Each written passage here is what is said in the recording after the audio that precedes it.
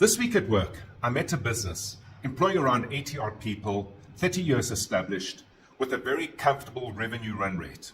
However, on closer inspection and discussion with the leadership team, my questions around growth were muted.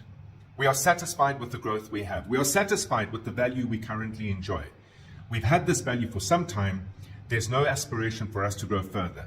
Now, whilst I understand that growth brings complexity and it brings new challenges, and it can dislodge you from a position of comfort because growth in its own right is conflictual. You've got to convince more customers to come on board. You've got to convince your customers to spend more with you. You've got to convince your team to go out there and make it all happen.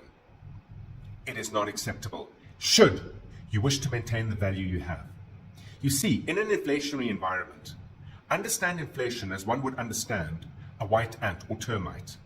There, if you look at these termites, what they've gone and done is entered into a wooden floorboard, and they are eating and living through the middle of the floorboard.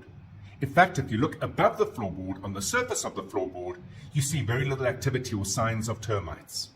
If you then look at what happens to the final result of the floorboard, look there.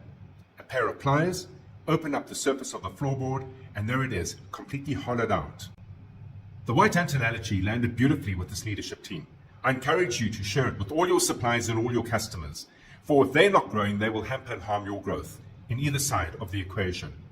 Furthermore, a question that was then asked, which will lead to a future edition of This Week at Work, is but without any country growth rate and with no cogent growth plan for the country itself, and with all the challenges we face in the environment, where do we find growth if the country itself or if the economy itself is not growing? So here's something that's well known and understood by growth-minded business owners. The country or the economy does not need to grow for you to grow at a magnificently robust 5, 10, 15, 20% growth rate over and above inflation.